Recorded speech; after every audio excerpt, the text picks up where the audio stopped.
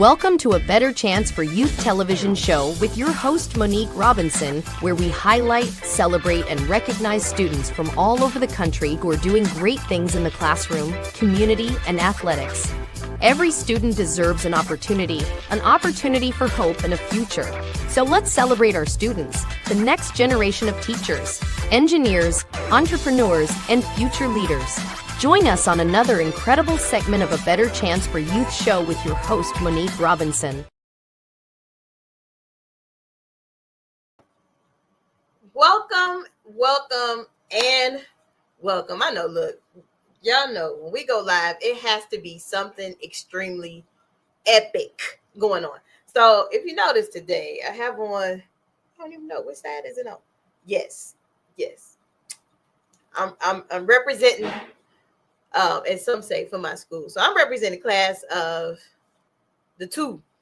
They say 99-2000, but I'm representing for class of 2000 of the Wilberforce University.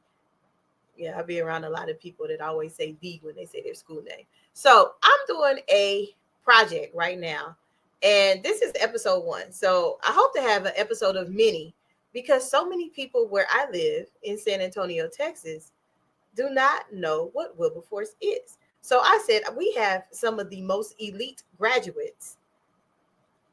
First paying, homage to my parents. They are both Wilberforce alum.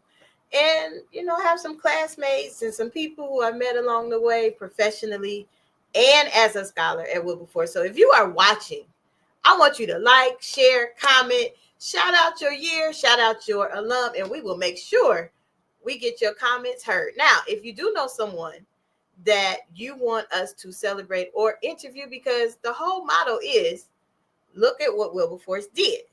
So I have some people that have joined us, and some of them put their year that they graduated. But, anyway, I want you to know what our amazing guests have been up to since they have left Wilberforce.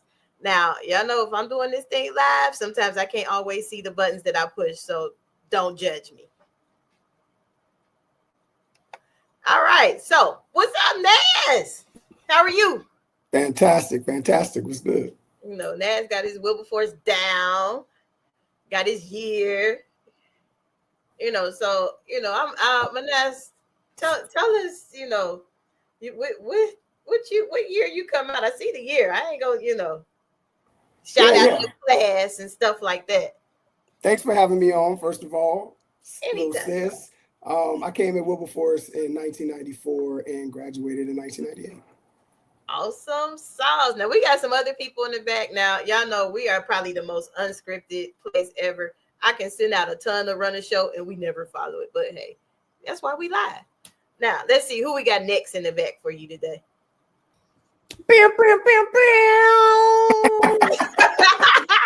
I love the green and gold. Look at my sis, that green and gold. Come outside. Let me hold that shirt though. I trade you one of mine for. I know. I need that shirt that you have on. Penda, I love your introduction, Penda, and I love the "Let's Come Outside." That is a great. This is a sweater. This is a whole sweater. Thank you. I love it. Courtesy of one of my good friends in Dayton, Ohio. She has a shop and she sells Wilberforce gear. So most of the things that I wear, even I don't have them on today, but I have some Wilberforce earrings. She made those too. Oh, nice. Yeah. And then we have somebody else in the back. Yes, I don't know what year he came out though, but I don't know. Who else you got in the back? I don't know. Let's see. We're full of surprises. There he goes. Greetings. Welcome to the show. Welcome to the show. See, I got the memo. Yes, you did. I understood the assignment. Got it. Well, welcome to the show. Y'all see I have all Wilberforce guests, which is a rare. Like, I never get to see like my Wilberforce fam. I'm always on here with other schools. So I'm so glad that you guys are here to join me today. Now, if we don't follow the running script, charge it to my head and not my heart. It's okay. Understood. But the whole purpose of our my movement is, look at what Wilberforce did. And I can't take full credit because Keon, I had these two on the show before. And, I'm thinking I'm interviewing them and they like, no, you going to start it. You going to start it. Like, so now we have to look at what Wilberforce did campaign going. It's very important. And we're not going to gloss over the fact that you are down south with all those people who don't know about Wilberforce and the greatness that we are. So look at Wilberforce did. You got 4 amazing alumni. You know what's special for me? When I first started A Better Chance Television, Keon was one of my first guests. Wow. Didn't know that. I feel special now. I didn't know that.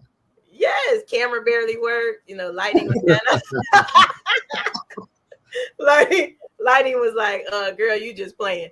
So no, thank you for even entertaining to come back. I think the book, it was the your book about relationships that came out. Yep. After the snap. After the snap. And I was like, I said, sure, come on.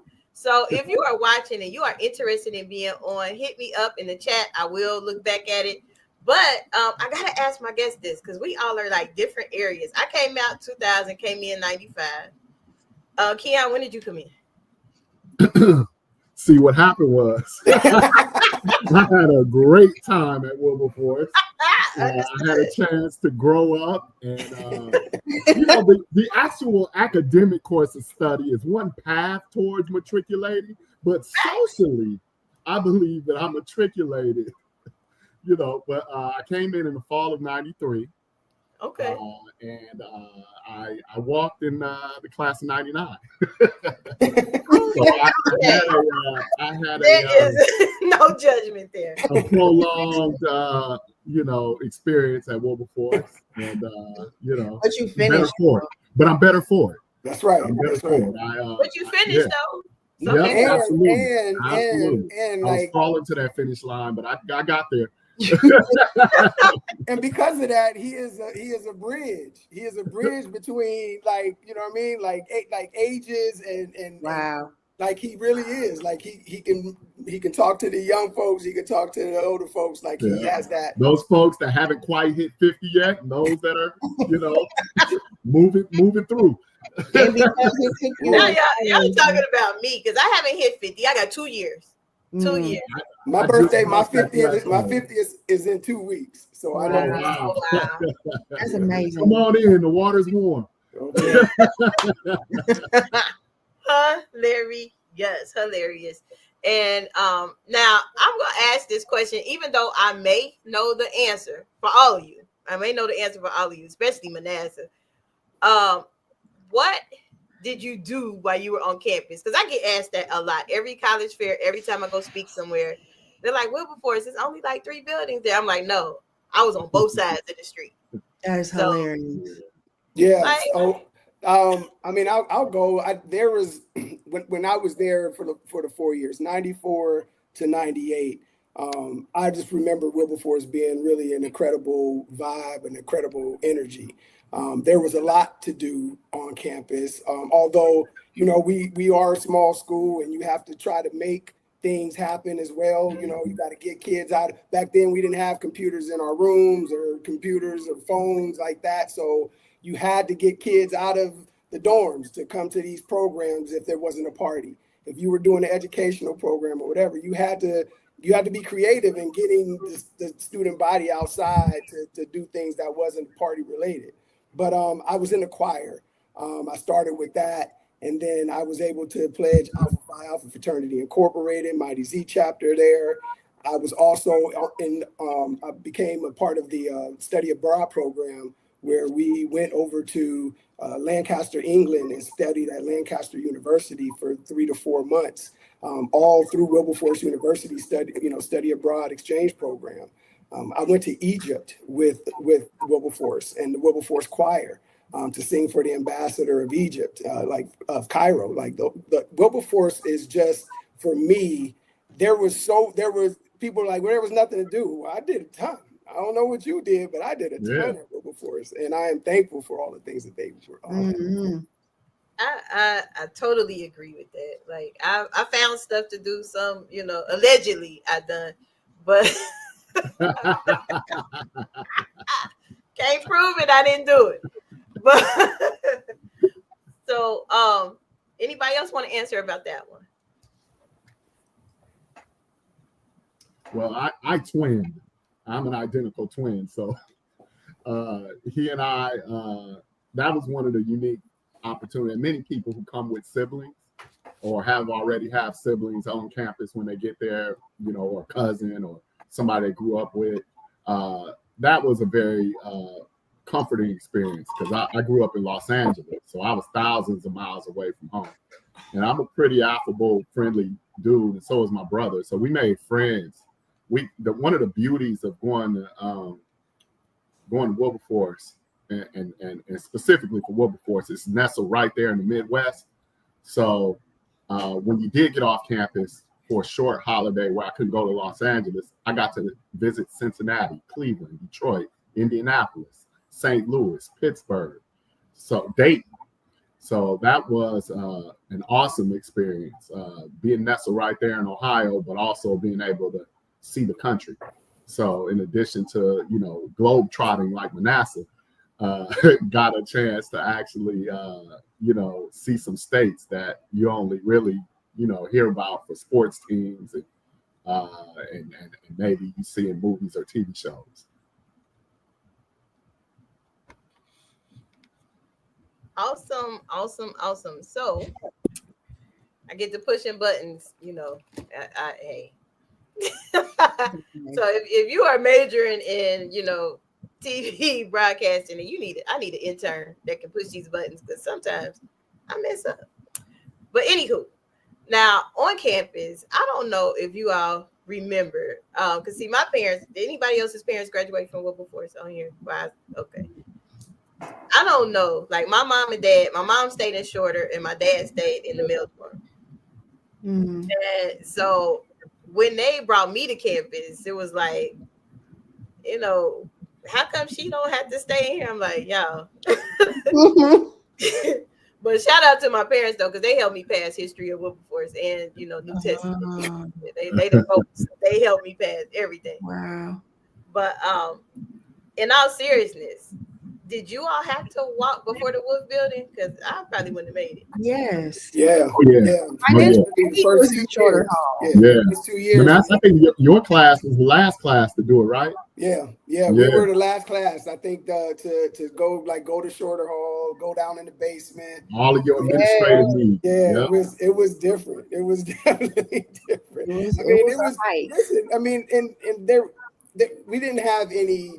There was no like major technology. Wilberforce wasn't, you know, some state of the art school or anything like that. But it was drenched in history. It was drenched in Black greatness, and you know, and being the first of many things. And so you felt that even though you were missing a lot of the state of the art stuff, you did feel like there was something special about being there. And I always joke about something happening in between those cornfields. Like there was something special that happened in between those cornfields. Like I don't know what it was, but the energy, synergy there was different. We didn't have any of the stuff that you would normally have at a school. You didn't have a football team. We didn't have, you know, we had a basketball. We didn't have a band. We didn't have a band then. Yeah. We didn't have any of that. But man, I tell you what, like I don't feel like I missed out on anything. And I have friends who went to predominantly white schools, you know, the Carnegie Mellons and places like that. And it's like, man, like they look at the relationships that I have still to this day with my Wilberforcian friends, and they jealous. You know what I mean? Like, dude, I went to school, I played football. I don't talk to any of those people anymore. It was like, you go back to Wilberforce every chance I get. Yeah. Right. Well, I know this year Manasseh gave me a challenge. So if you were part of the university course, and he kind of made me feel bad because I don't know, Keon. I don't know if you know Pendano. A couple weeks ago, somebody was in San Antonio and didn't say nothing. I don't know who that was. I'm sitting here sending out a message, and somebody gonna say, "Well, I'm in San Antonio. When I get back home," I was like, "What? You where?" You know. But make a long story short, you know, I was able to connect with my Wilberforce brother, You know, he signed my book, so I didn't have to act like a stepchild because I didn't follow directions. I bought it from Amazon instead of him. But he made it right though. We good. Yeah. Follow directions now. You know what's taught us better than that. I didn't follow directions. I was just so eager to buy it. But anywho, Manasseh gave us a challenge because I don't know if y'all remember. When I was there, I came in fall '95, and until I left, I was part of the university chorus. You know, I was part of the group that actually like went to many places. And so some of us still talk. Some of us talk every day. So Manasseh gave me a challenge to reinvent that group of people. So if you are watching and you were part of that chorus the years that I was there, even if you weren't and you know some of the songs, because I'm gonna ask y'all that after break. And you know, some people know, like what was that song that hit every convocation? Oh yeah. They bring that back. Yes.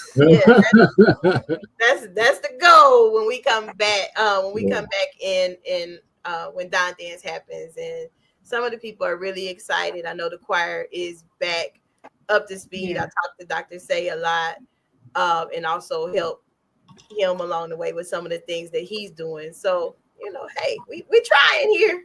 So Manasseh gave me a challenge for that, but I know there's some other type of reunions going on too.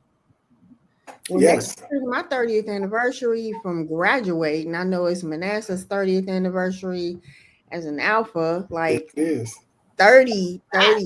We all have published books, and we want to get together during Don Dance in 2026 with other authors from Wilberforce, and definitely display that and put that on full tilt. So Wilberforce, man, listen, we got a lot of people doing a lot of amazing things, and you know, I just feel like we were talking before we got on, and Penda was just saying that we got to stop, like, you know, kind of tampering it down our flame. Like, we are great. We have done some great things. Wilberforce alum have done some amazing things, and we need to highlight those things, and we need to talk about them, and we need to give people flowers, and people need to give themselves flowers and stop acting like we ain't the stuff. Like, you know what I'm saying? Like, we not the big schools, we not Howard, we not Hampton, we not none of that. But we are Wilberforce, and we you know what I mean, I'll put us up against anybody. Mm-hmm. Yeah, absolutely. I'm just saying. Yeah, absolutely. I remember I don't know if I was a freshman or a sophomore, but Dr. Muriel Brayley, I think it was an African American class or some literature class or something. Yeah. And she asked a question, and I knew the answer to the question, but I answered the question with the question, like, is it 1954? And she was like, don't you ever answer a question. I don't care if you're wrong or not. You don't answer the question with the question. You answer like you know the answer. And if you're wrong, I will correct you. That got me right. And sometimes I'm still timid. You know, we do play this. Oh, I'm not all that. No, we are all that. We are all that. Like, y'all were talking about the things that you did on campus. You know, I was on the debate team. I was in Black Women United, Women Holding Interest in Professionalism. I ran for Miss Wilberforce. I was, what is that? We did a play together. Yeah, we did plays. I played while I was Keon said y'all did a play. Y'all did a whole play together. The best of Jesse Simple, a Langston Hughes play. Yeah, we did. We did. We were the lead characters. And listen, like, you know, like Keon has been in the forefront of a lot of things, like a lot of movements, man. Like, this dude is such a humble guy, but he's so passionate and so giving and genuine, and you know what I mean? Like, it's the only reason that my book got finished. Like, he, you know, thoughts in my head. I'm talking to this dude. He's like, dude, you need to go talk to Penda. Like, it's because of Penda, and that all comes back to Penda. Yeah. I mean, she is the oracle on this particular, you know, on this vessel right now. She's the oracle. When I got to Wilberforce, she was one of the first people I met.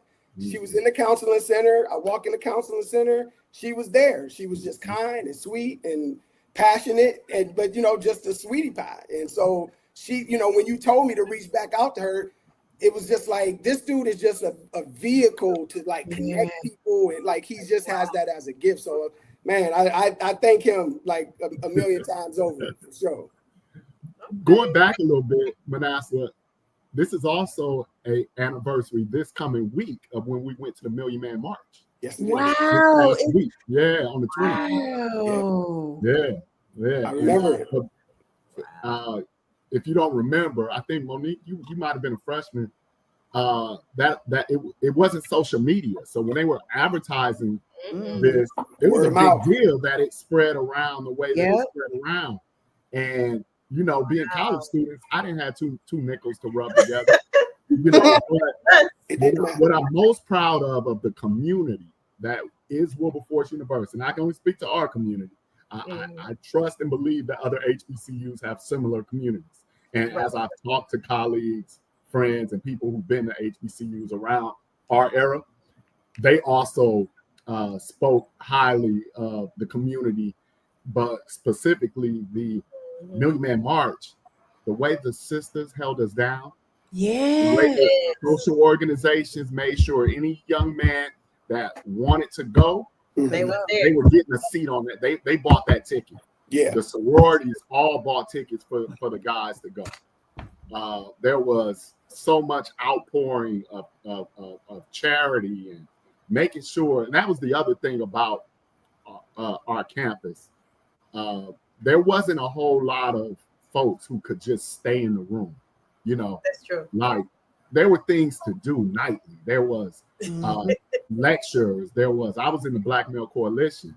There was keynote speakers. There were conferences we had a chance to go to at other colleges. There was, and then in this Enlightenment era of ours, this Million Man March came about, and I'm fortunate to not only got to share that with my brother Manasseh, my twin brother went, many people like from all across our campus, from whatever fraternity, sorority, whatever fraternity you were in, if you were from another state, if you didn't really rock with that person regularly, you had an opportunity to build and bond in that, I don't know however many hour ride it was on that bus. It's like 8 hours. Yeah.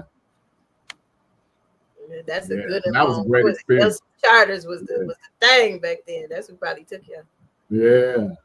We didn't even. It wasn't. I think Wilbur drove one of the buses. I think we had some charter buses as well. Yep. And I don't remember how. I didn't take Wilbur. I don't know how the people got on Wilbur. Maybe Wilbur came in a little cheaper. But I remember being there. Just the last point on that. But I remember being there and being so. I was so comfortable. It was so peaceful to be there. Like I fell asleep under a tree, like amongst a million people. Like I'm just amongst everybody. At some point, I had to lay down. I took a little nap under a tree. Woke up. People was passing out water. It was just an amazing experience. Yeah, it was crazy. Then remember the first stop, and we seen all these other buses and all these other black men from these other schools, and the brothers just hopped out. Was like, "Yo, what's up?" Everybody dapping and bro hugs, and just like, man, we only had a little bit of time before the bus took back off, and all the brothers was like, "Yeah, we'll see y'all up there, man. Power to the people." Man, that was just one of the beautiful things that Wilberforce gave me, an opportunity to do that. Wow. Might be time to revisit that amongst everybody. Yeah. We might all need to march to Washington next time. Yeah. Hey, I'm game for it. It might take me a little longer. I'm down at the bottom right now in Texas. But hey, I'll get there. We got to take a quick commercial break. But when we come back, because I'm an educator, so I love, if you could just shout out one teacher that, gave you your get together moment at Wilberforce. I might have about 5, but when we come back, I want you to share that one teacher that gave you your get together moment.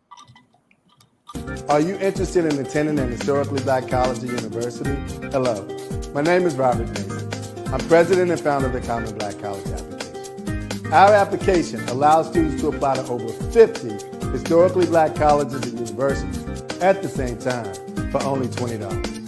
HBCU graduates have been some of the most renowned individuals in their respective fields since the late 1800s. In addition to that, our faculty and staff are truly committed to your success, and they have a vested interest in seeing that you do well. That, coupled with the academic rigor and the fact that you will establish lifelong relationships, are just some of the many benefits of your attending an historically black college and university. So if you're interested in completing the Common Black College app, visit our website at commonblackcollegeapp.com to apply now. Thank you, and get educated. Welcome back. Y'all ready? You want me to go first, or y'all still thinking? I got one. Okay. You go first. Oh my goodness. I already told you about Dr. Braley, but I had a professor, Dr. Johnson, who was a counseling professor. I had him my last semester, along with Dr. Situ's class, which were both very, very hard classes. And he was so tough that everybody was taking big dictionaries to class. And I just remember when it came time for the final exam, it was based on points. So if you only needed 5 points, you only had to answer 5 questions that you knew. But I was so worried that I wasn't going to do well. He was like, Penda Horton, what are you doing? Like, you got this. And Dr. Grisby was like that. Dr. Grisby, oh man, I used to talk to him even after graduating. He used to call me Dr. Horton. He'd be like, Dr. Horton, what are you doing? Like, people always would say, what are you doing to me? Yeah, just so many. Dr. Grisby was a good guy. Man, I love him. Rest in peace. Yeah, he was a good guy. He separated all of us in class. Me, Titus. Yeah. Titus. That's a name I haven't heard. TJ. Wow. TJ, Jamie. All my good friends. I learned that, I learned you can't talk in class in college because he will try to fail you. So I moved volunteer. Yep. Well, I know for me, mine will probably be Mr. Williams, our choir director. He showed me that he talked to me and showed me about knowing your value. We talked a little bit about that before we got on live, just about knowing your value and how difficult that can be sometimes, and understanding what that means and how much you can ask for, or how much you can, you make people respect you. But we would go on trips, choir trips to places. And if the accommodations weren't right, if the food wasn't right, if they were treating us unfairly, he would let them know without a doubt. And he would make it very clear. We're the Wilberforce University choir. We are, like excellence. Like, he just stood in excellence, and he would not allow you to talk to him or do anything outside of being excellent and respectful to him and his children. I remember one time we got to a church. They were supposed to be, we had been traveling all night. We were supposed to be getting some food before the concert would start. We get to the church and they don't have the food ready. There's no food ready. And he's like, what's going on? And he goes and talks to the person that he's talked to. He let them know, listen, I'm going to get my kids something to eat. We all got on that bus and he drove us somewhere, fed us. Got back to the church. The concert was a little late, but he didn't care because he was going to make sure that we got what we deserved. We got treated the way that we should be. And that sign of excellence everywhere we went. If it wasn't right, he was going to make sure it was right. And it was going to make sure it was right because we were Wilberforce University. He was teaching you how to advocate for yourself. Yeah, That's man. good. Yeah. Yeah, we went on tour. We would go down to some of these other states and some of these other places. I mean, it'd be like, listen, man, he would be like, look, we're not staying here. The hotel accommodations are not appropriate. We're not staying here. He did. 1:00 in the morning. He'll tell the bus driver to take him to the Holiday Inn. Find something open that's better than this. Wow. Get them right. Yeah, I it happened more than one time. Wow. In real life, like we were. I don't know if Manasseh remembered, but I was traumatized. They put us up in like some kind of like camp or something. The campground. That's the story I'm talking about. Wow. We get to our accommodations, it's like a campsite. So they're like lodges with like, bunk beds. And Mama O was like, rest herself. Mama O was like, this ain't gonna happen. Miss Oliver, Mr. Williams, they said absolutely not. Our children will not stay here. It was late. It was like 1 o'clock in the morning. He's like, they will not stay here. Told the bus driver, everybody get back on the bus. We're going to find, this is before technology. Right. Google, ain't nobody Google Maps, none of that. Go find a hotel open and get my kids into that hotel so they can sleep. It was opening up that map. Yeah. Right. Gas stations asking questions. Absolutely. That's true, though. He just exuded excellence. Like, I'm not a perfect man. I'm not advocating any of that. I'm just saying what he taught me was to appreciate yourself, to value who you are, and stand on it. Don't be afraid to stand on it. And he was not afraid. That's good, Manasseh. That's a good. Sometimes I used to be jealous that I wasn't in the choir. I was in MVP, do voices and praise. Which, let's be clear, was not the same choir. It's not the same choir. Y'all were the elite, not the university choir. Nope, he made it known, David. You were the elite choir, yes. But I love MVP, but I'm just saying he would make it known. This is not a cookie and punch choir. I still hear that in my sleep sometimes.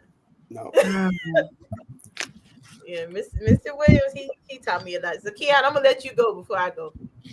Well, there were so many. I had Dr. Jane Ball right off the bat freshman year. Miss Vernon, who taught voice and also the plays that we were doing, Penda. I am a complex kind of outgoing, shy person. So I have some things that I'm shy about, and then there's some things that I'm very outgoing about. Mostly I'm outgoing, I say. But the voice and diction and the combination of that, doing that with the plays, which I've always kind of done theater, high school, even in elementary. I've always been on the stage until coming to Wilberforce. So when Wilberforce had some opportunities, I took it. And not that hundreds of thousands of people were going to come, but what I wanted to do was practice speaking out loud, articulating myself, projecting, and getting those opportunities in classes like voice and diction and public speaking. Those were really good opportunities. Dr. Mora, yes, professor. Yes. I had a chance to take a public. Was it public administration? That's what I had her for. I can't remember what it was now. Forgive me, but I can't remember the name of the class. But it was the first time in my life that I did research to the level. Because what she was asking for was higher, like preparing you for grad school. And I didn't know it then until I actually went to grad school. And when I got to grad school, my work was a lot easier because I had seen that back in Wilberforce. And you turn in your first little paper to her, and there's no facts, there's no citations. That thing get returned back to you like a Serena volley. Like it's back in your face. Yes. And you're going to turn it in right. She's not going to let you turn in mediocre work, and that's what I remember about being in her class. We even went to being resourceful, because a lot of the work that we did, Wilberforce had an adequate library, but we had to actually look into the area, right? State. She took us on a field trip to Ohio University's library, and they had one of the finest libraries in the state, perhaps in the country at that time. And we learned how to use the library system you know, in a broader, more effective way. So that was one of my kind of get you together, you know, in terms of, you know, being held to a higher standard. And then in terms of like developing and bringing something out of you, it was Miss Vernon and Miss Jane Ball. Wow. Yeah. You know, her book is like $400 on Amazon, Dr. Ball's book. Really? Oh, wow. It's very rare. So I watch it to see because I really want a copy of it, but it's very rare. I don't even think it's in production anymore. It's priced very high. It's her Even history book. the campus archives will have it because I want a history of Wilberforce book, like really bad. I don't know. I have to see. I'd like to visit our archives. Yeah. Even, you know, Paul Laurence Dunbar, he was there, and, you know, Langston Hughes, just all different kinds of people that graced Wilberforce's Those halls that people don't talk about. I am so glad that you all are on here because these are my daily arguments. Like I don't know. This is what I do because every Friday I wear an HBCU shirt, but you know, I'm kind of biased. I have more Wilberforce shirts, so sometimes I'm just saying, you know. And so every Friday the kids look forward to see which kind of Wilberforce shirt I'm gonna wear. I love that. But here, when I go places, they're like, well, what is that? Where is that at? You know, so I don't know. I mean, I know Manasseh's in Florida, Pinda. I don't want to say the wrong thing. Well, me and Keon are in North Carolina. I'm in Cary. He's in Durham. Oh, okay.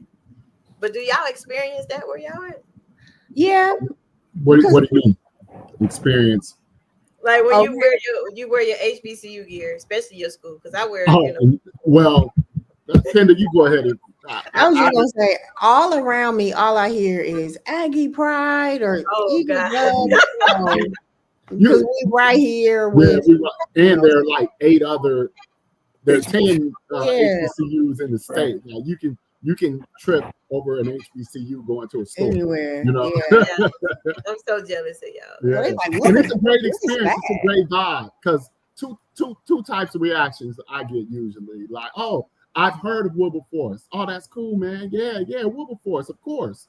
You know, and then there's the, oh, I haven't heard, you know, then you got to kind of educate them. And, you know, I've tried to be less condescending as I've gotten older because you don't want to presume everybody's had, you know, exposure to, you know, like why would you only think that there were 5 HBCUs? Like, know all your HBCUs. If I hear Tougaloo, I know where Tougaloo is. You know what I mean? If I hear, you know, Rust College, you know what I mean? Other schools that aren't Howard, Hampton, you know, so the oldest private institution. But listen, I try not to do that and talk slow to them. Because there was a time when I first left Wilberforce and I got this degree and I'm walking around and I'm saying, yes, the nation's oldest. The nation's oldest. I still do it. You better than me. The nation's oldest. You better than me, Keon, because I still give them a little. You still slow talking? Man, I'm like the nation's oldest private institution of higher learning. Yeah. I do that. I do. I catch myself though. I do it. Respect. We got all single letter. We got single letter chapters. Yeah. We the first, bro. I'm not. And you'd be surprised. I run into Greeks who, when I say that we have single letter chapters, they didn't know that. Wow. And then after that, and when I hear that, I'm like, oh, then I go find. Then I act then like. Then I'm like, okay, I hear my mama calling me. What'd you say? I act like I hear my mama calling me. Yeah.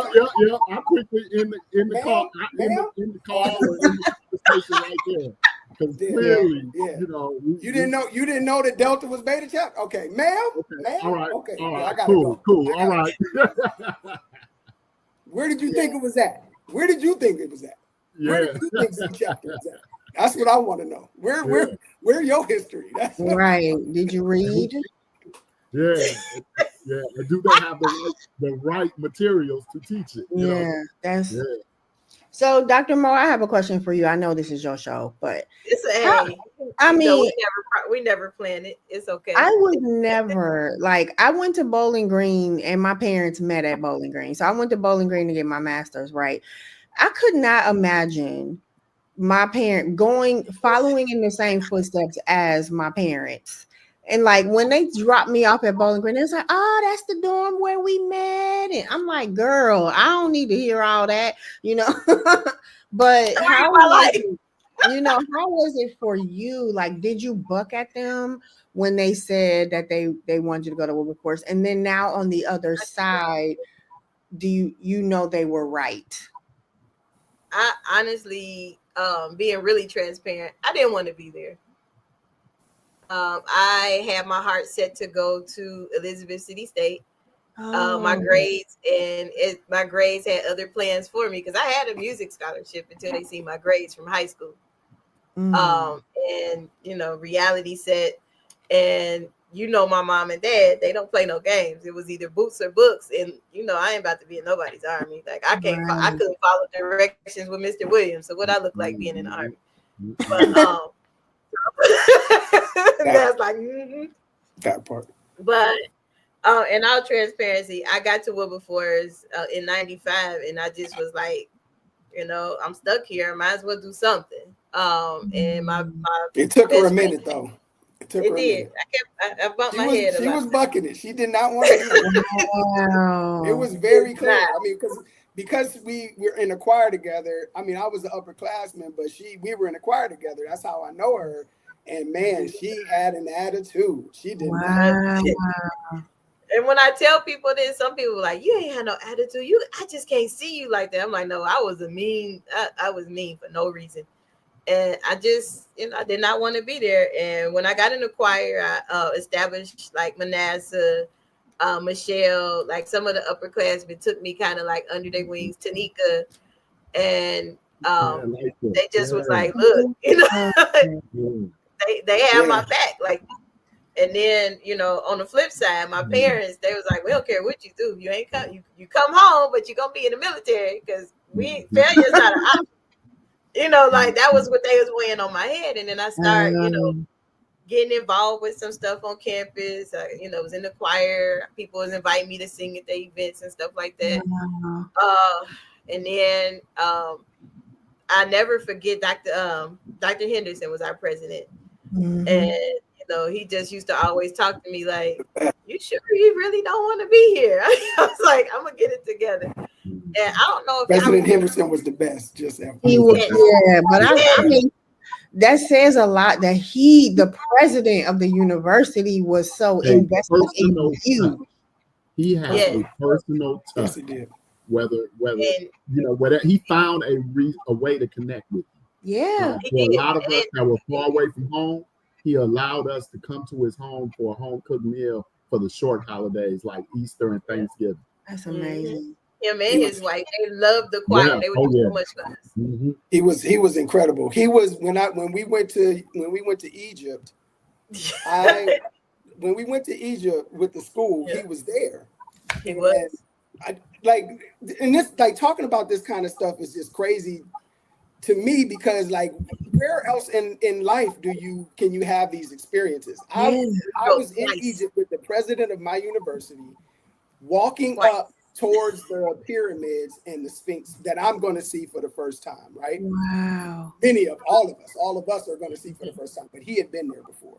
So I'm literally walking right next to him. We're walking up this hill, and then as soon as you get to the top of the hill, you see the Sphinx and the pyramids and all of that. And my breath gets taken away immediately. I like take this deep breath in.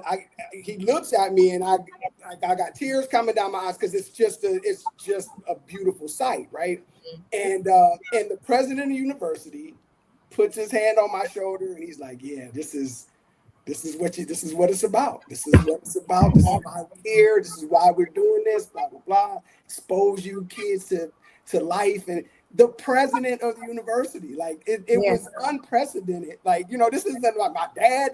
The president of the university is sitting here talking to me as we're staring at the pyramids. That is amazing. I never heard none of these stories. But we went twice. We went twice. The first time I think the first time we went, it was like Black History Month, guest as the ambassador. I still got the article somewhere. 1998. Yeah, wow. And then the second time we went, my mom got to go, and I know a lot of times I'm very territorial with my mom. Like y'all know, my parents. She's my mom too, so. My mom ended up being everybody's mom. Like we would have our family reunion back then, Labor Day weekend. My mom would find kids on campus and be like, "Hey, y'all eating?" and invite them to the family. I'm like, "Mom, we don't even know them." You know, that's Wilberforce. That's Wilberforce. That's on the subject of Dr. Henderson. When I first moved to Cincinnati after graduation, he had worked maybe one more year at Wilberforce in one time and came back home to Cincinnati. So in seeing him around Cincinnati in some of the volunteer capacities he was in or whatever, he would always stop whatever he was doing and say, "Hey, this is one of my twins," and he'd introduce me to whoever, you know, was in his circle. He always made sure I was good. He always made sure if you know where you're employed or you liking what you're doing, you know, what his interest and his memory and him taking a interest in my professional development. When first of all, to do it in college was one thing, right? But then to do it, you know, now I'm an adult, I'm out in the world now, and for him to have taken that interest, I that was one of the it was like having, you know, being so far away from my own parents, like having him in Cincinnati made that move even more comfortable. Amazing. Where is he now? I'm like, we talking about people. I want to go sit at their feet now that I'm an adult and just thank him. I'm gonna tell him thank you, because he saved me from a lot. Like I don't, you know, Emeka Moore was like that too. Emeka Moore was the reason that I went to Europe. I didn't go. He asked me, and I said, "No, I'm too scared." He looked me in the eyes and said, "Do you want to go?" I said, "I don't know." I was like for 3-4 months. He was like, "If you want to go, you can go." He said, "You just got to tell me if you want to go."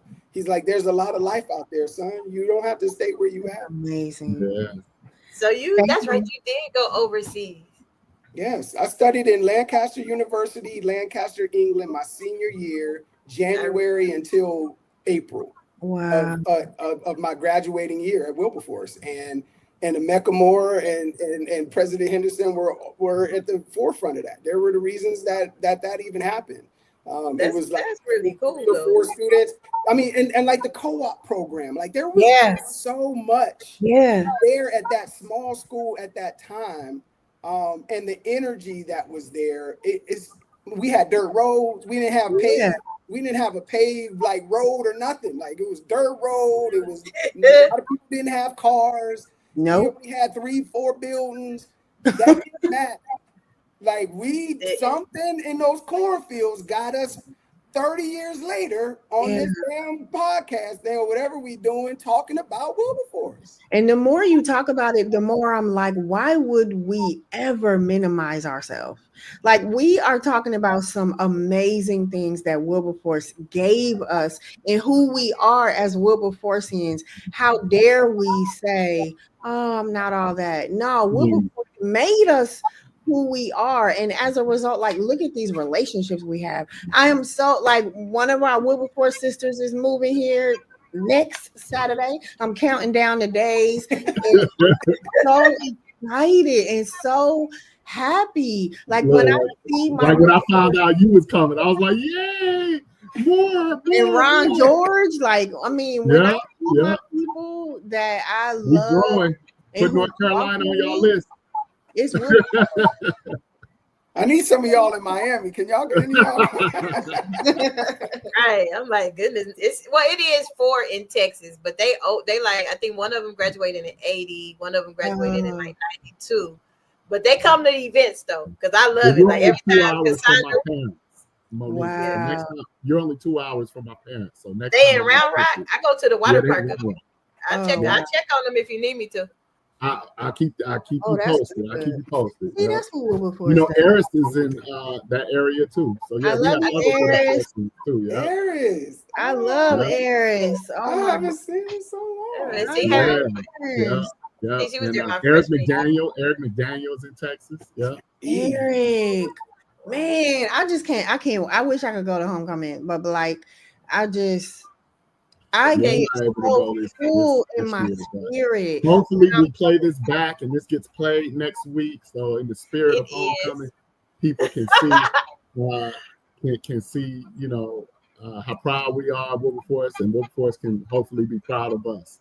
Yeah. Yeah, But because it's a lot. everyone- It's a lot. I mean, you know what I mean? It Kamal is. Smith doing movies, and you know what I Yeah, mean? The list Corbin. goes on. Like Gino, yeah. Corbin, Gene. I mean, the list goes on. We have amazing Yes. people doing amazing things, and it all came from Wilberforce. Yeah. I'm proud of our educators. We've got principals. We've got Oh, doctors. people doing collegiate, you know, work in you know, in higher academia.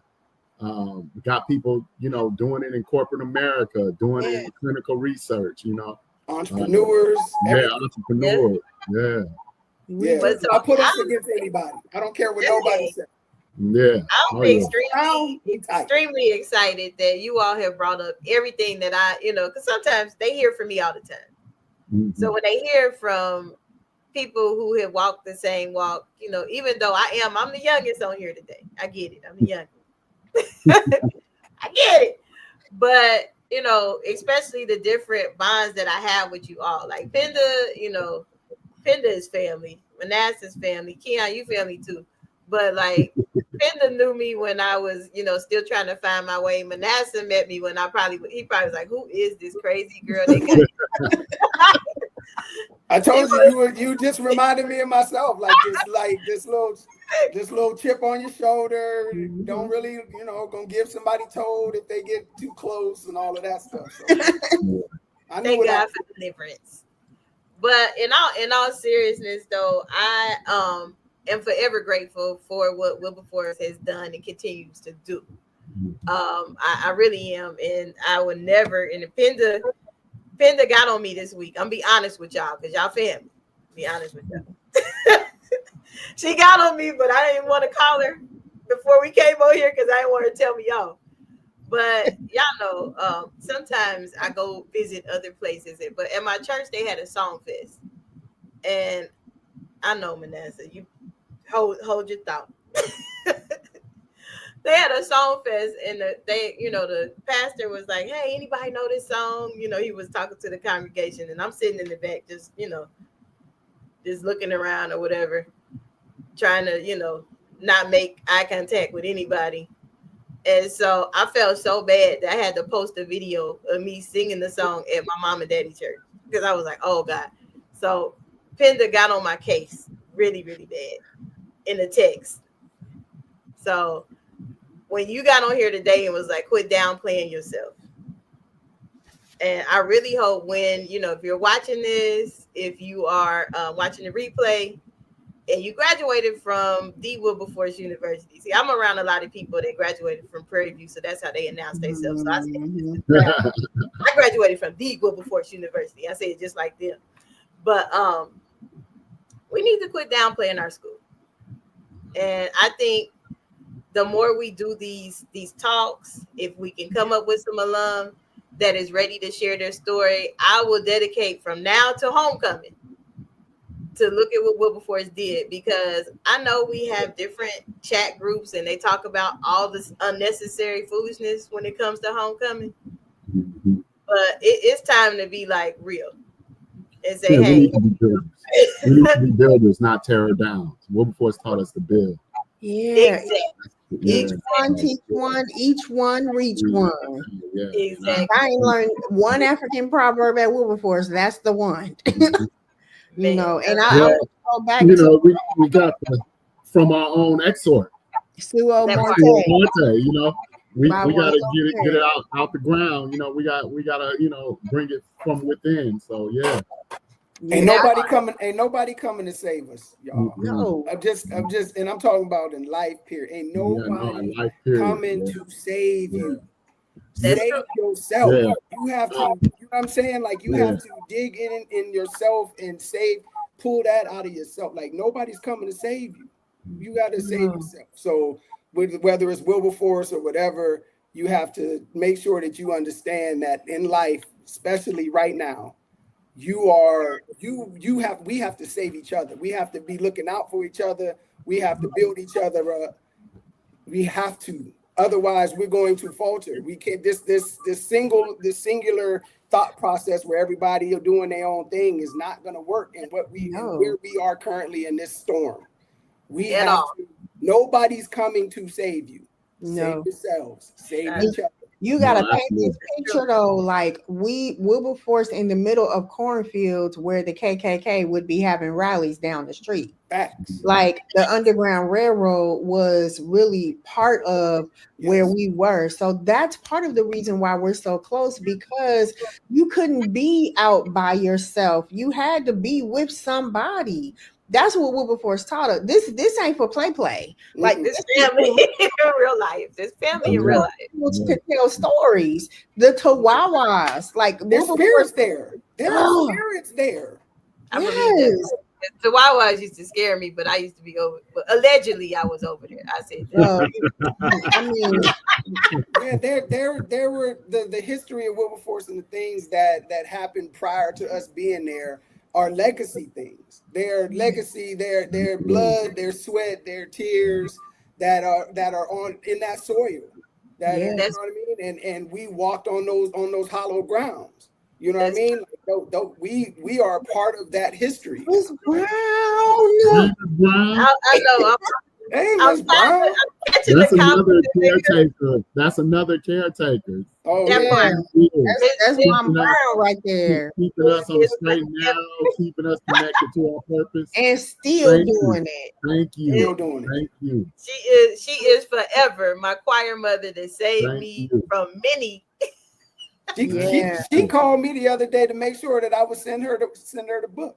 So and you better sign 30 years. It's been 30 years, and she's still mama. Still making you better sign it. You better sign it. My book and send it to me. Now I ain't gonna go on the website, baby. I'm gonna just send you a check, and I need you to mail me my yes, ma'am. Yes, ma'am. Yep, and you sign it. You sign it for her. Like, yeah, this. I think about put that. A smile on your face when you do it too. Yeah, absolutely. Yeah. This is so good. It was for me. I'll speak for myself. I didn't know that Wilberforce, because I didn't want to be at Wilberforce either. I had no plans on being at Wilberforce, but what Wilberforce gave me, I didn't realize until after it was all over. I needed what Wilberforce offered me. I don't know how I would have fared at a larger school, at a predominantly white school. I don't know how. I needed family. I needed a family atmosphere. I needed that small campus, even though I fussed about it, and dirt roads, and I fussed about it. But at the end of it all, I needed it. I needed what Wilberforce had to offer me. And it gave me everything that I needed. It was a family-oriented environment. Yes, it was small, but man, the relationships that I built are timeless. Oh, absolutely. So I feel the same way. I feel the same way. I needed to get out of Los Angeles because I think the expression of drinking through a fire hose, the culture and society, we would have drowned, my brother and I.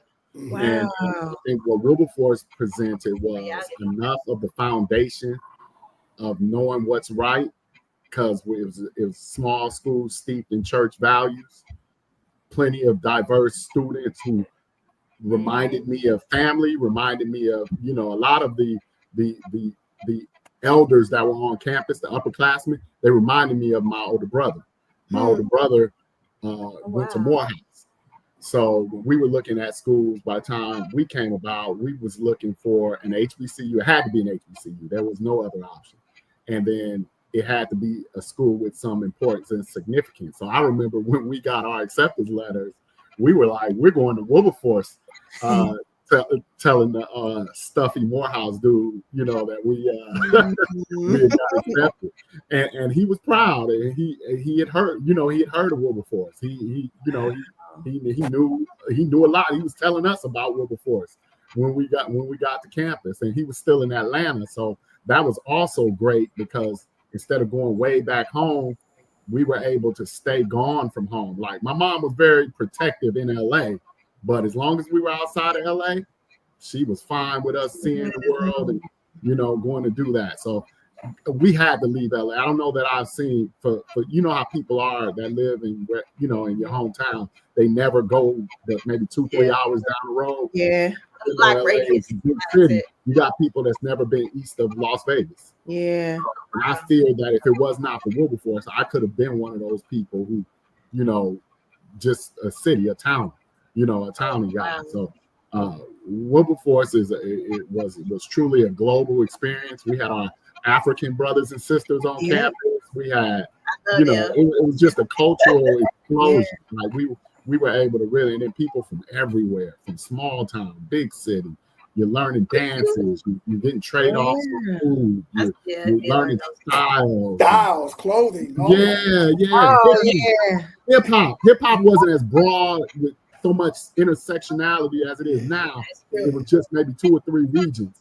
But even the diversity of that, you know, we like this out west, but we like this in the Midwest. We like this in the South, you know. So, where else can you get that experience? You know, and it's I'm like from Dayton. one place where you can get a buffet of all these experiences while only being in one place, you know. That's fact. I mean, I don't even know how I got to Wilberforce. Like, to be quite honest, I don't remember filling out an application. I went to Wilberforce sight unseen. The only day that I never visited the campus. I saw it when I was a senior, and it was grad night. Oh wow! And I just really think about, like, I went to Wilberforce. It was a half an hour away from home, but I felt like I was across the country because I was so immersed in the culture. And I think it's so important, like y'all are saying, Wilberforce chose us. That's the way that I have to think about it. No, like, absolutely. I don't think I don't got a letter like, I'm going to Wilberforce. Like, I wasn't like that. I wanted to go to Jackson State. And my daddy said, nah, Pen, you going where the money is. And there we are. Go where the money resides. But you know, I gotta go back to Keon. I completely forgot that you were from LA. I remember the tour, the West Coast tour, and I will never forget how the I don't know, Manasseh, was you gone by then, or you were still there?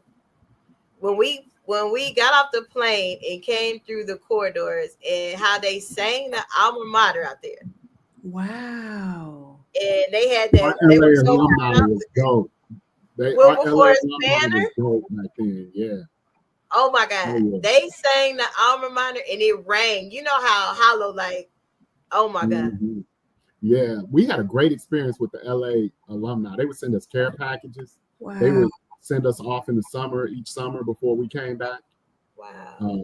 Yeah, I met Art before he came to Wilberforce. The summer before he came. Yeah. Bowser. Yeah. He from LA? Yeah. And wasn't Z's from? Yeah. Where you at, Z? I miss you. Wow. Man, this is so amazing. Thank you, Mo. People are okay. Somebody put 937 over 937. Hey, I remember, and this probably predate Penda. You might remember this. Remember when there was no 937? It was just 513. It was all 513. I remember. That changed your freshman year, Manasseh.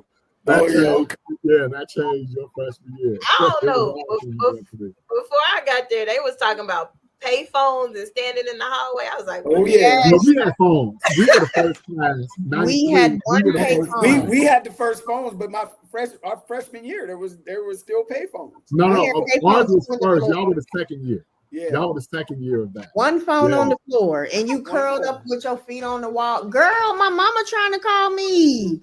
Get off the phone. Like, and then we got phones in our rooms. You had to go to the computer lab to get your work done. There was no. It closed at midnight. You had to go to the computer lab. So at a certain point during the semester, everybody needed to be. Everybody was in the computer lab. Not enough computers for everybody. Man, Then you will always hear somebody yell out at some point during like finals week or something. I lost my paper. Yep. Oh man. Yeah, I did. I lost Dr. Calendar's paper. Oh, And I wanted to throw that computer all the way across that computer lab because Dr. Calendar and Dr. Situ probably was the hardest classes that I've ever taken in my life. So hard. Dr. Situ. I mean, they have many people crying in them computers. Oh my God. And your paper had to be bound when you turned it in. I remember going to Kinko's at like 2:00 in the morning for them to bind my paper so I could slide it under our door. That was no joke. Literally cried because I was like, I'm about to fail this class because I'm not about to do this over. I done sat here all day in this lab. It was bad. It was a different time. It was a different time. It's just no auto saves. No AI. No auto saves. These kids don't know how good they got it. They don't. Right. They don't understand. So we got to take this last commercial break, but when we come back, I do got a big question because I need to know. Our next phase is from Wilberforce to the world, so I want to know like what you got going on because we all got stuff. So right after this, I want you to tell me. What if your greatest breakthrough was on the other side of your story? Inspire Me Moments, Living Out Loud with No Regrets by Anthony Harris Brown isn't just a memoir, it's a mirror, a movement, and a map to becoming who you were meant to be. Through raw honesty, spiritual insight, and empowering reflections, you'll unpack your past, embrace your scars, and rise stronger. This book is for the dreamers, the educators, the men learning to breathe again, the women reclaiming their worth, and the leaders who lead with heart. You'll find real stories of trauma and triumph, tools for healing, and moments that remind you, the cape was never in the closet, it's always been in you.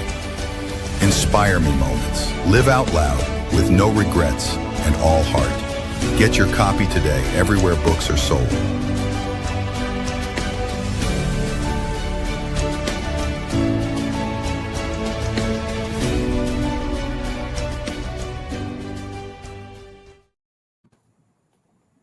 Welcome back. What you have been watching is kind of like my own personal homecoming in a little bit. I do plan to be a Don Dance because I don't back down from a challenge. I might not do some of the things I used to do with my attitude. I use it for positive. So when they ask to challenge me, choir members, I need y'all to show up and show out. Y'all never told us what song it was that we did, I loved when you guys used to do God Is. Yes. You did God Is. I remember graduation coming to like it was all decorum and all, procedure. God Is started. People went to church. Grandmas got out of walkers. Everybody was everywhere. Graduation 99. Everybody was. It was just like when the more secular song Cash Money came on. That was Jesus' Cash Money. When God Is played and the choir went to town, I put that up against any choir anywhere. Wilberforce's God Is. God Is. If that is recorded somewhere, I want to buy it. I want to own it. Send it. Ebony, call me. I got a copy of this CD. I got you. Send it. I got you. Send it. Yeah. Only because you kicking off this, look at what Wilberforce did. I will send you a copy of this CD. Yeah, send that. Yeah. That CD. Manasseh. I'm getting chills right now thinking about it. I mean, I felt surrounded by all of the thousands of graduates from every generation ever when that song was sang, Wow. And it had been sung, all them years I was there. Every convocation I've been to, but it was something about the last time you hear it as a student of Wilberforce. Oh wow! That it just that in the alma mater, of course. The first time you get to sing it as an alumni, and each time after is special. Right. I cried like a big old baby. That is a standard. Like I hope that whatever they're doing in the music department today, that someone has told them that's Wilberforce. Yeah. They gotta bring that back. Dr. Say is definitely trying to connect alumni with the choir. I can say that about him. Like, he reaches out, he invites. Now, if the choir is in your neighborhood, please go out and support. Last week they was in Indianapolis. We're trying. Penda, I got something to talk to you guys about. Miss Bonnie had a talk to President Newkirk. Wow. Who's from North Carolina. So we're going to try to see what we can do to raise some money so we can get the choir down here, maybe even the band as well. Ooh. Yeah, we're working it with the church. My church here is trying to do an HBCU initiative. Only thing is, I we got to go with what's around us. It's 9 HBCUs in Texas. However, I always try to see if you're gonna get mine first, even though it's of course. But no, let me know, Keon. I might be able to come up there for that. I know I go to Cleveland every year for their college fair if I can. Because my mentor, I'm shocked he didn't jump on here because he outnumbered today. Usually it's Bethune or somebody else, but since we outnumbered, he might not show up, but he might be in the comments. So I better be quiet. But Bethune got homecoming this week, so they doing their homecoming. I got we got a good friend of mine I used to work with, a fraternity brother. I saw him posting. He was on his way down to homecoming. Okay. Then Mary's kids. Yeah, they on their way to Florida. Mary's kids. That's amazing. Hear it all the time, and I'm never overcrowded the room with Wilberforce graduates, and they vicariously live through me in my memory. So it's like, come on, y'all, we got dope people too. Y'all just don't, y'all overpower us. So now, from Wilberforce to the world, my experience has been, I want to, first I want to thank all of you, Manasseh, Penda, and Keon. Wilberforce gave me a voice that I didn't have. And it taught me to channel my energy. I know I didn't really mention my favorite professor that stood out the most, because I got like 3. I will never forget Dr. Moore giving me that F on that well-written pencil report. She politely gave it back like, baby, you in college. This needs to be typed out by tomorrow. Yeah. Wow. That'll learn you. That'll learn me real quick. That paper was here too. And Mr. Williams taught me how to stop using this and use this. Yeah. And Manasseh was there. They would miss dinner plenty of days because of me. Because of this. Yeah. Stop talking and think first. Shh. Wow. Think before you say so. Yeah. And so there you are. Hey, Popcorn. It's Dr. Popcorn. Yep, I know you had it down. You one of Mary's kids. I know you had it down. Yeah. I told you, I'm like, I know he watches somewhere. Shakti pop in the screen. Like, you never know what to expect from him. So that's why I was like, let me see. Let me be nice. Tread lightly. But in all fairness, Mr. Williams, that last year that I was in the choir, and he told me I was one of the most improved soloists or what have you. I mean, and I get it, because freshman year I really learned how to like zip it, lock it. The principles that he was teaching me then helped me fight and advocate in the world now. Mm-hmm. Like, I can go in the room and knowing that people don't expect expect me to have a doctorate. Of course not, but it taught me to be humble enough to use this and get at them instead of being sassy, Monique. Yeah, that's good. Wow. So let me hear from y'all before we wrap it up. What y'all been up to, Wilberforce to the world? Because Wilberforce taught me how to stand on business and make it happen. Well, I'll go. Y'all know I dropped this book, Uncharted Territory: A Father's Journey, on September 1st. Thanks to the people that are all on here. Keon for being who he is and patching me in, to my sister, Penda, who was my writing coach and helped me get this book out here. It is my testimony, I guess, about my life as a stay-at-home dad. I've been a stay-at-home dad since our oldest son Elijah was born, and I've written about all of the ups, downs, the bad, the ugly, the good things of fatherhood and parenting, and I want to share it with the world. The epilogue also has lessons for my children and possibly anybody else who feels like the lessons could affect them and penetrate their lives. And so I'm very excited about sharing this with the world. As Tupac would say, it's the realest thing I've ever wrote. I kind of bear it all. I try to be as honest as I can, and I try to be as vulnerable as I can in this book to show people some of the things that I've gone through and hopefully help them along their path as they read it and kind of get into it. So I'm very excited for it. I hope everybody goes and gets it. You can purchase it from www.manassat.com, and I will sign it and I will send it to you. And I would love to get your feedback as well. I'm going to definitely be doing some lives with people like Keon and some other people, so they can, so us brothers can talk about what this means to them and maybe how it affected their lives, or how they can, just give me some feedback on how it made them feel. And so far, so good. I've gotten a lot of great feedback from it, and I'm just thankful for everybody who supported. Please go get it. I know a lot of people, right? Yes, I know a lot of people, and a lot of people haven't bought this yet. So get to it, people. I know that's right.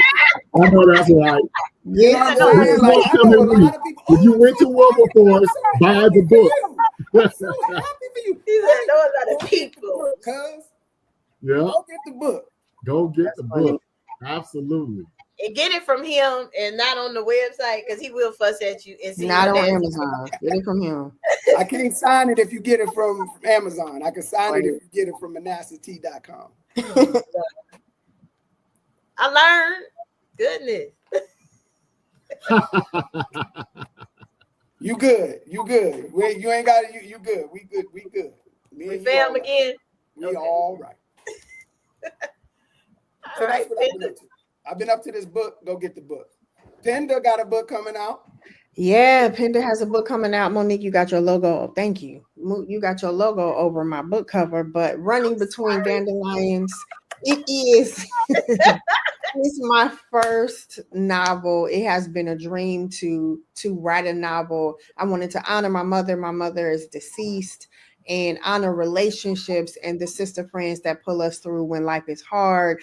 The log line is: a woman must understand her mother's story in order to overcome her fear of being an unfit mother. So since Wilberforce, my desire is to help people tell their stories, and I really most recently have been working with mostly Wilberforce grads like Keon and Eris, and just so many people who found me after all these years when my gift was literally born at Wilberforce. I also will be starting my production company, Penscribe Productions, because I have some short films. Actually, the novel was inspired by a short film, and so I want to go into production in May with this film called Yellow, and then we're going to travel the world and talk about it. I really am just desiring to be, I want to be one of those notable alum of Wilberforce, so that where, like, when I'm dead and gone, they'd be like, Penda James went there. Yes, I think about that. I want to be, I want to make Wilberforce proud, and the people who poured into me proud, because there were too many sacrifices and too many open doors for me. So this ain't for play. That's what we talking about. Come outside. Let's go. It's on you, Keon. Well, I am. Let's see. Okay. I am proud of my two published works that are in the world. They're for right now available on Amazon only. locally, I'm doing some distributing. But if you want to support me, you can look up After the Snap. This is my first book. This was a very vulnerable exploit of myself. I was able to kind of share poetry. I'm a poet, as you can see in my tagline. I've been writing poetry since I was in 6th grade. And one of the things that I've always been able to make sense out of life, when life is kind of lifing, is I can always kind of slow myself down, turn everything off, chill out to some music, and get to writing. So during one of the difficult times of my life, in my previous life, I was divorced, and I wrote about the tales of that in poetry. So this was kind of like a narrative poetry. So fast forward, what Wilberforce did for me is now I'm happily married, about to celebrate 9 years tomorrow with my lovely Wilberforcian Rashaki Furnace. And I was able to move past this point of my writing journey and get into Love Multiversal. So this book is a collection of poems loosely themed off of Marvel and other superhero themed shows that had arcs in them where they were in some romantic setting. So I was able to kind of turn those into stories about poetry and love, and relating them even back to like real life and things that I've experienced. So Love Multiversal is on Amazon, and so is After the Snap. I'm also working with local poetry nights, trying to get my shape and my weight together for being involved with slams and really doing the performance side of things. I love writing mostly, but for poetry, it is better to sell your work if you are hitting the stage often. So trying to find those opportunities, and recording to music. Those are some other opportunities that are coming down the pipe. Doing some tinkering with script writing for some ideas that I have, and and then where I have left, if I'm giving it mostly to God and to family, to my art, to work, the rest to Wilberforce. So that's what I'm doing now. Love it. So and Keon is very active as a Wilberforce alum in Wilberforce Alumni aren't you? Affairs. He's my president. That's what I was about to say. I didn't want to say it and say it wrong. And I accepted a role on the board as well. This past Dawn Dance as well. So I watched it. He don't just talk it. Yeah. So I'm excited to kind of give my time, my talent. If I don't have a lot of treasure right now, time and talent is hopefully something that we can farm and mine, and hopefully it'll yield something from my contribution that'll help Wilberforce along. And really, that's really my attitude with people. It's just whatever I can do for you. I like that, and I like the connection that it constantly brings. Like here, like I said, it's only 4 of us. And Cassandra, she will come to anything, and both the alum, they both are old heads, but they will come to anything that I do, and they're like, "You're not about to be the only Wilberforce person here." I get excited. Yeah. We'll dress up and take our pictures and have our, our banner. We do. But y'all not the only ones out here in these streets doing stuff. Nah. You better talk. Yeah. I Keep it still. That's not. I need to see your books. Yeah. I have 2 books. That just came out. This one is my first visionary project. Probably working on the next volume. I'm gonna be doing an author call. This one is really Voices of Education. Oh, nice. So what we did with Voices of Education is, I feel like the Black teacher don't get to really talk much. And there are a lot of great African American educators. Shout out to both my parents who are educators, and I didn't understand it growing up. Like, why we always got these kids over here? They are not your kids. You teach them, leave them there. But I know I'm grown. But I have a group of individuals from different walks of life who are educators telling their story, their rookie mistakes. And it's honestly a good read.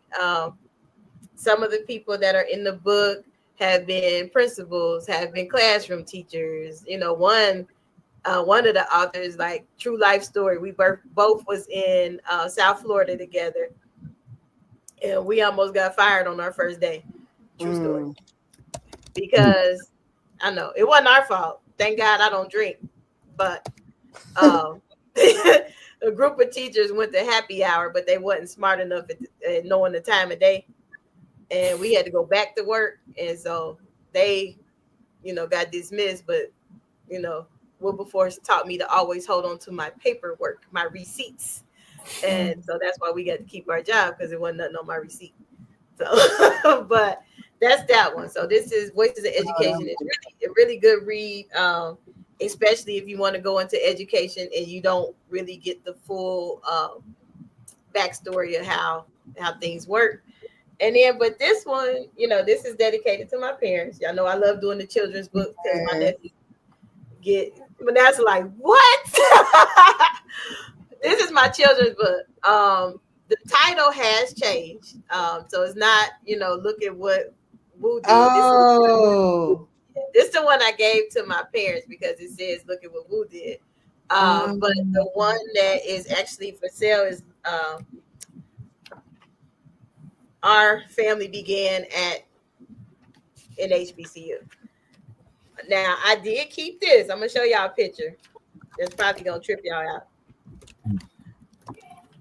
This is why I changed the name, but this is why I kept this picture in here. I don't know if you can really see it. Yes. Oh, They that's awesome. took my parents' actual wedding picture. Because my parents got married their sophomore year at Wilberforce. And that's, this was supposed to be their graduation gift because they had their 50th. Yeah. They got their golden. Woo! That was the hardest day ever. They got their that's golden legacy, diploma. man. That's legacy right there. So, and I was, trying to push to get it released, and it didn't get released till recently. So it was like, dang, I wanted to get this to their classmates. But so this is the newest children's book. It is available on Amazon, but it is not listed under that name. If you want that name, you have to get it strictly from me. But so that's what I have going on. I'm still doing my nonprofit. You got 9 more books. Oh my God, Penda. I have this one too. It's upside down. I'm not gonna let you minimize yourself after we just had all these big old conversations about Let's let. I mean, that's goals right there. Let it fly, right? Me with this one little single, one little book. This is your show, like y'all over here. You got me like DJ Khaled and another one. Yeah, absolutely. And you know what? This is going to be so important to come back to Wilberforce with our work, so that these young kids who have thoughts, who have ideas, who maybe there's an author that we can help get published while they're still in school. Yeah, and if they are interested, have them reach out to me. Like, I don't mind helping. I mean, I'm one of those, and I think one of my colleagues said it best. She's like, "You a connector, man. You'll find somebody." Because my thing is, I am not a gatekeeper. If I know an idea, I'm gonna pass it on. I don't have the crab in the bucket mentality. No, and I think that's what hinders us as a community. And before we go, I have to say this, because at Wilberforce, that's what taught me how to, calm down the rough edges around myself.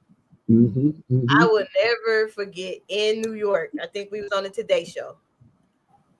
We were in New York, and that was when I found out that my sister had AIDS, and she, and Tanika and Michelle, because I've always been private. I don't tell people my business, and they just was like, "What's wrong? How can we help?" That's family. You know, when my sister passed, who was there? People from the choir. Yeah. That's the first time I heard you talk about it. Like, yeah. As free, like what people might not know. Like I graduated from high school with her sister. So the family lines run deep with us. So it was tough when she passed, but Monique never talked about it. So this is the first time I heard you talk about it like freely without inhibition. I see the growth, sis. Yeah, it used to mess me up because me and my sister, and that's why I value people with siblings. We did not get along. We was completely opposite. Vanessa, like, whoa, we completely opposite. I know. Completely, like down to the wire opposite. And woo. But I learned to grow when I got, met friends and seen a different way of life. Like I was from Dayton, but I was never home. You live where? Your mama want company this week? I used to go visit. I think I was in Louisville more than I was in Dayton. People probably thought I was from Louisville. But so I'm just saying, make those connections and those friends while you are there. Yeah. Y'all got any final thoughts before we get out of here? No, love yourself, take care of yourself. We're in unprecedented times. Nobody's coming to save you. So you better start talking to the people we need to start reaching out, helping each other out. Folks need to, we listen, we gotta go.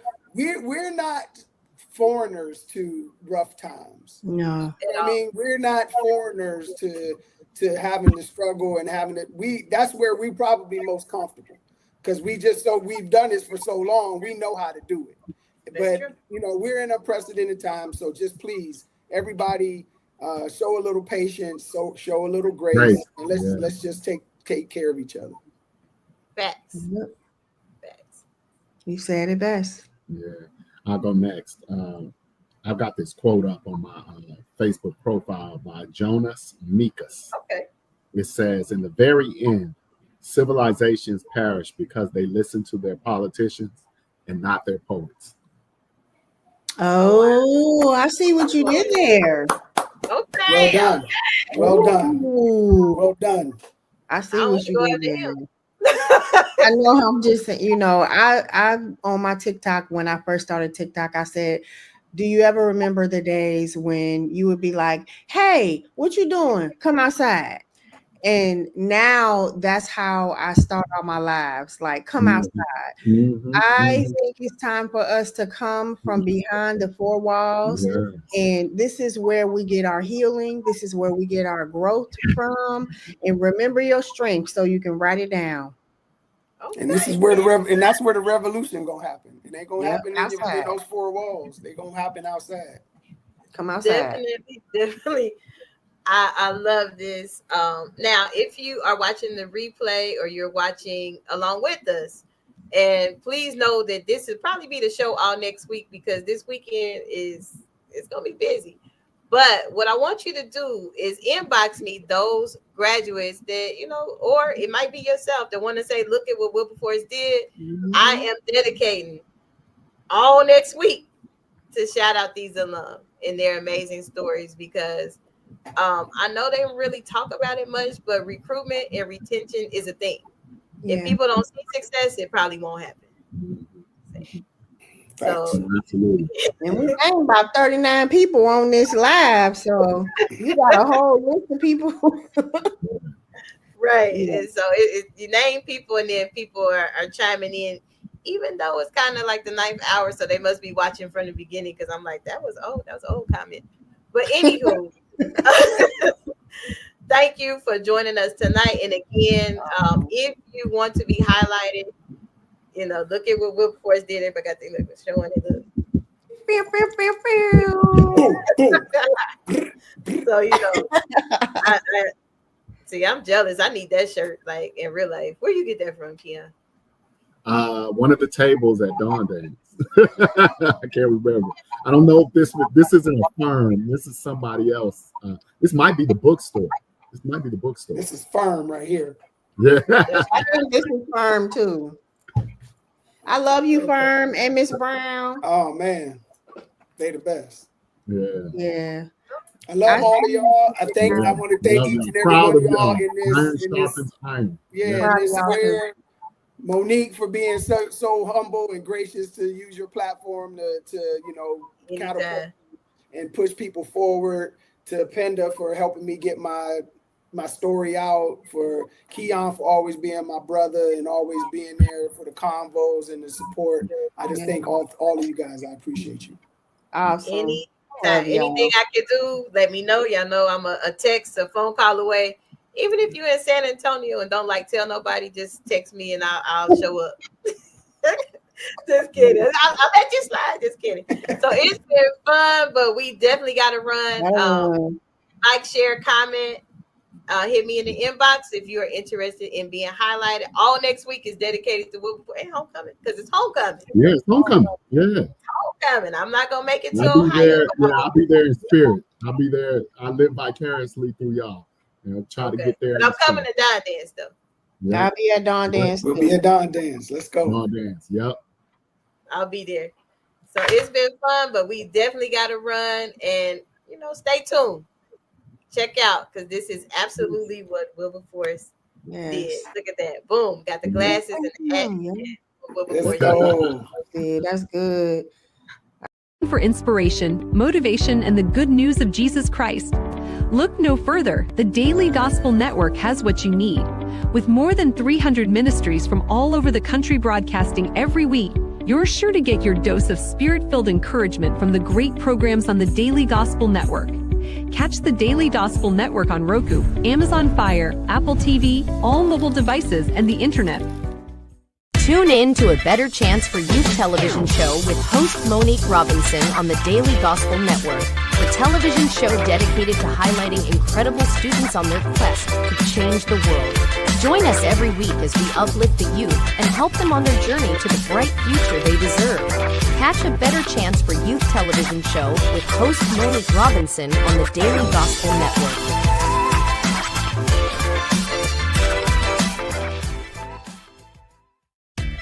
Thanks for watching A Better Chance for Youth television show with your host Monique Robinson, the television show where we highlight incredible students in their quest to change the world. Join us each and every week as we uplift our youth and help them on their journey to the bright future they deserve. So until next time, God bless. From your friends on A Better Chance for Youth television show with your host Monique Robinson.